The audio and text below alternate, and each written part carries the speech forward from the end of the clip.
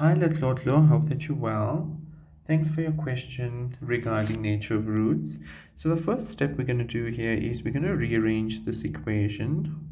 So it's going to be p plus 1 x squared plus 2p plus 3x plus 2 equals to 0. So we have the a, which is p plus 1, the b, which is 2p plus 3, and the c, which is 2. And we're then going to find the delta, which is b squared minus 4ac.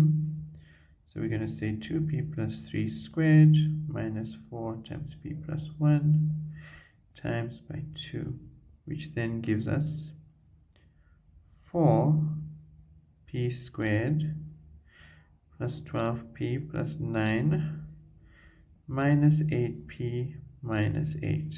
We can further rearrange this as 4p squared plus 4p plus 1. And we can then factorize this into 2p plus 1 and 2p plus 1, which we can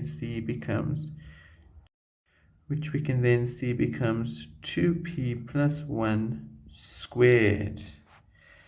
And because it's squared, we know anything that we plug in there will be positive. And because it's squared, we also know that it's rational. And there we go. We've been able to show that the roots are rational because delta is a square root. Therefore, the roots are rational. I hope this helps your understanding. Feel free to let me know how it goes, and all the best with trying out similar questions on the Watobi app. All the best.